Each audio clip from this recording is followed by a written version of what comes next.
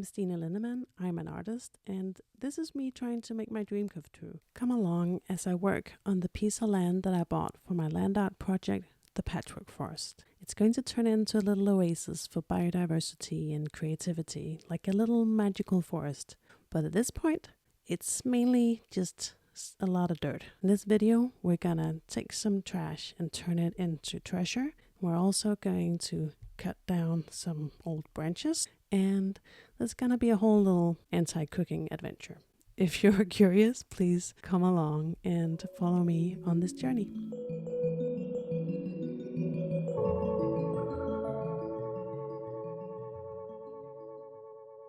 Welcome back to the Patchwork Forest. It's me, Stine Linnemann, and we're continuing this first trip that I had to the Patchwork Forest, which, if you didn't know, is a land art project that I'm making on a Danish island called Falster. I'm coming to you from the future. A lot of these clips where I'm speaking, there is no audio. I thought I could just plug in my Apple headset, and sure I could, but I didn't plug it in all the way apparently. So I just got this like kind of static noise in all these clips, so I can't really use them. So you're gonna have to bear with future Stine narrating what the past Stine did. This was one of my very first trips to the Patchwork Forest, and I'm just kind of getting used to everything. I'm camping at a nearby campground where I'll take you later, but right now I'm just discovering a whole lot of trash. But I'm gonna see if I can't turn that trash into treasure. That spoon that you see, I actually use that quite a lot to this day. It's a nice little digging spoon. I decided that the thing I wanted to do was to take all these old tiles and turn them into a bench, because I was really needing somewhere I could sit. To this day, the bench is still there, and I actually really love it. I'm really, really glad that I made it. So this is the placement where I decided to put the bench. There are all these branches kind of sticking out above it. So later I decided to trim that back a bit so I could sit there more comfortably. But you can see here that from that spot, even though it's kind of hidden from the road, you can see out and look over most of the land that I have here. In case you didn't see my previous videos, which probably odds are most of you didn't, this is a little piece of land that I bought with my little company. I am an artist, and during the pandemic I had this dream of having my own forest. I knew it was a bit of an impossible forest because unfortunately I'm not rich, but I just had this feeling that I had to make it happen. And after a long time of researching and going to visit different pieces of land that were for sale across the country, I finally found this little piece of land down on Falster, which is sort of part of the southernmost part of Denmark. So in that way, it kind of gives this area a little bit of a special feeling to it, I think.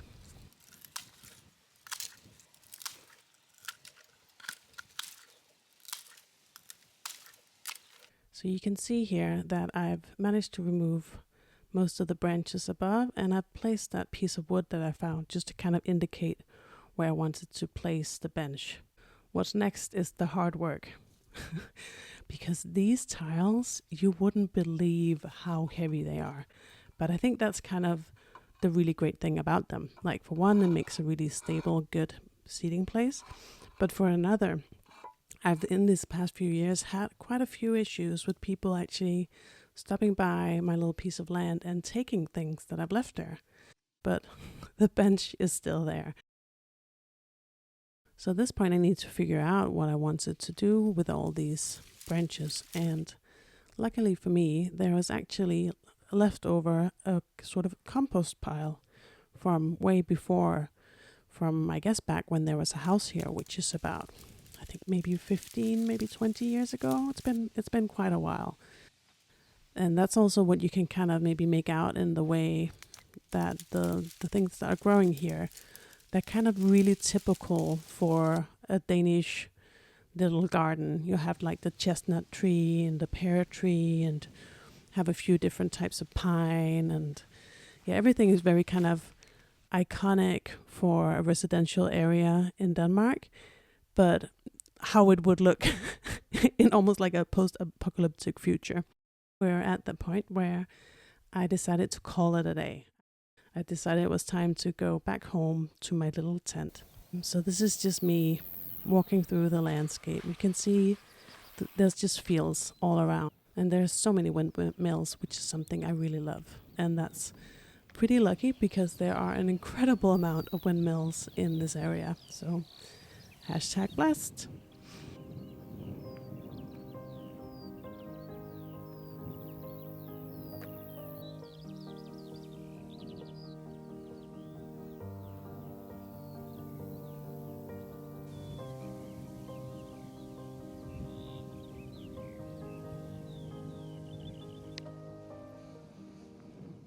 And at this point, I had no idea that you could not take the smart little shortcut that I thought I was taking. So I walked all the way down. So if you walk down to the end of this, you get to the beach, of course. And I figured I could just walk along the beach, but this is what I found. The beach is pretty much completely covered in dried seaweed. So on the opposite side of Falster, you have the most beautiful white beaches. It's a place called Marielust, and it's full of all these kind of summer houses, holiday area. And it's super nice, and there's all these restaurants. And then on this side of the island, where you have this kind of a beach, you don't have anything of that. So personally, I love that. But at this moment, I didn't love it because I was exhausted. I just wanted to get home, and I just had to like fight my way through like this really thick layer of dried seaweed.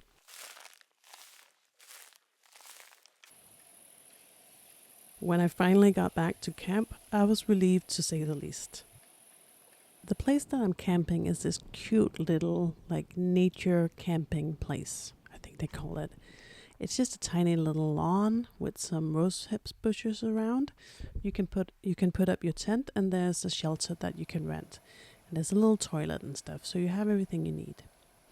I was starving at this point, so I got straight into the whole dinner food thing. Except I had to figure out how I could feed myself in a cheap way, how I could get enough kind of calories and enough protein. But the problem was that I was there for several days, and I didn't have the option of cooling food. So I needed to be able to have food that could stand being outside at like a, kind of warmish temperature. So I had avocado, and I brought a lemon so I could make sure that the avocado tasted nice. I had some salt, and I brought some tofu because I figured that can keep. But to be honest, most of the time, what I was eating was rye bread, which is really typical Danish bread. We eat this a lot. And peanut butter. I've had so much freaking peanut butter while camping. And I have to say now, 2 years later, I finally learned how to have my own little cooking set so I can actually make warm food. And let me tell you, it has been such a game changer. Like at this point, what we're seeing in the video, it was still like fairly new and exotic to me. And I remember I took a really long time out to film this food prep, kind of thinking it was funny because I was watching a lot of really nice cooking videos on YouTube at that point, and I thought maybe I could be really funny and sarcastic about the quality of these meals. So I don't know if I'm doing my former self that service that I had hoped for, but anyway, here we are. Avocado on toast. That's good. That's not a bad meal. So maybe joke's on me because not too bad after all.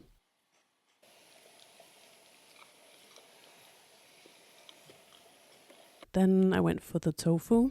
This is my favorite tofu actually. This one is like a really soft tofu, and it's a really nice brand.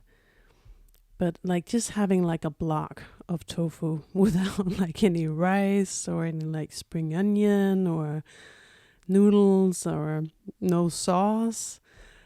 I mean, yeah, you can see here how I ate it. I just literally ate it by the spoonful. So yeah, I got my protein. And at that point, that was all that mattered. After my little feast, I just spent a little bit of time just listening to music and enjoying the view. There's this little pier just by the camp spot. You have a lot of like local people in the area that will walk down there, and they were just sitting there enjoying the view. So I just let them sit there in peace while I wrote a bit in my journal and just kind of reflected on the day.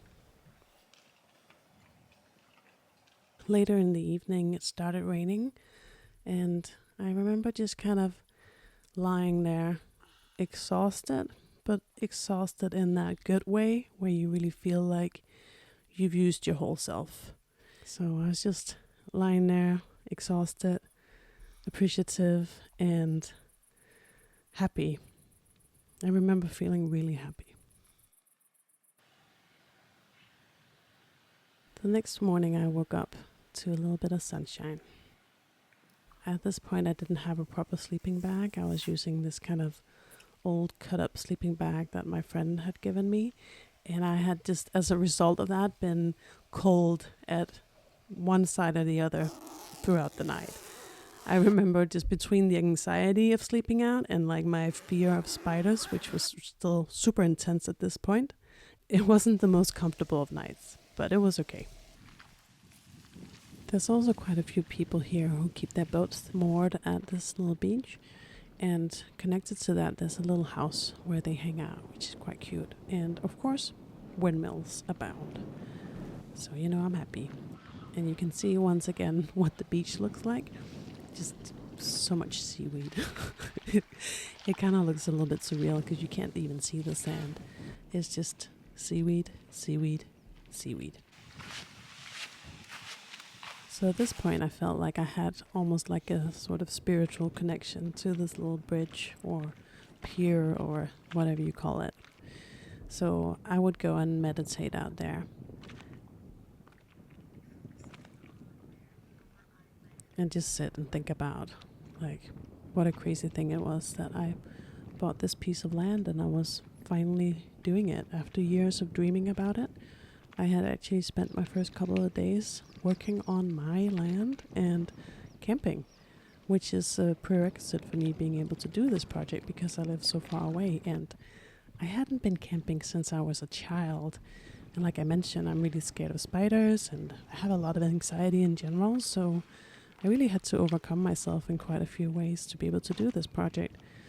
And I was just feeling really, fulfilled and, proud of myself for doing the thing, even though I was scared.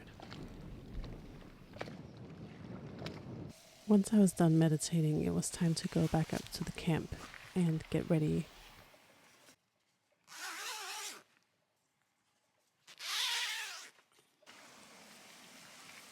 So once again, I had to make do with what I could bring, not being able to bring much. So it was a lot of rye bread with peanut butter and an apple. And I sat there for a while just journaling and reflecting about the trip. And now you're going to get something very special. I'm laughing because it shouldn't be special, but it's a clip of me talking. So brace yourselves. Here I am. Here you go. So I hope you can hear me. I've left the microphone thing in the tent. It's the last morning and I feel very ready to go. I'm just having some breakfast, some peanut butter and rye bread. It's been great and I'm actually really proud of myself for how everything has gone. Better than I dared hope. But I'm also just so ready to be home in my own bed and just indoors. I love being outdoors, but it's also made me appreciate the indoors more, being outdoors so much. So the issue is that it's supposed to, or it might rain in the next couple of hours.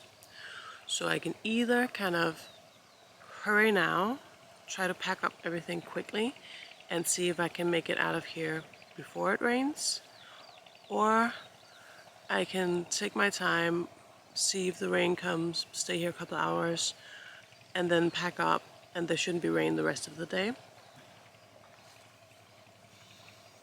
We'll see if I'm gonna make the right choice or not. In the end, I decided to take a chance and see if I could just hurry up and get the tent packed down before it started raining, and I did manage. And then I was back to talking to a microphone that did not work, but here you see me carrying such a heavy load. You can't really tell from how it looks. I'm carrying everything in these weird different bags on my shoulders, and you can see I remember I'm talking about how much I need to get like a proper backpack. Don't worry, I got one not long after this. So I trekked all the way up a couple kilometers away to the nearest bus stop so I could get back to the city. It's funny because these bus stops are just like the ones that I remember from the neighborhood that I grew up in on the other side of the country. And I don't know, it just felt like this funny blast from the past from like the 90s. I haven't seen bus stop like this in forever, but just like the ones I remember, there were graffiti dicks drawn everywhere. You can see one just over my head. So kids being classy in all ages. You can always count on that. After waiting for a little bit, the bus finally came. It only comes about once an hour, sometimes every 2 hours. So you really want to time it so you don't miss out. But a really nice thing about these buses is that you can actually charge things with the USB there. So that was really nice. And you can see here on the sign that Copenhagen is, what does it say? 134 kilometers away. So that's the journey I'm headed on here. So you see a lot of these solar farms around, and my little heart jumps of joy. I'm looking forward to them developing kind of nicer ways of doing these solar panel fields, because it's not exactly good for biodiversity, but you gotta start somewhere, right? And it's always such a funny feeling, even now, when you go back to Copenhagen and there are just people absolutely everywhere. Gone are the open fields, and instead, this is what you get, for better and for worse. Thank you for watching this video, if you made it all the way through. If you want to follow along in this journey and hopefully see me improve as time goes by, please subscribe and follow along. And if you want to help me get this message out there, you can also like the video, or you can leave a comment, or you can, I don't know, send it to a friend. It would be really appreciated if you could help me out like that. But either way, thank you very much, and hopefully I'll see you in the next one. Goodbye.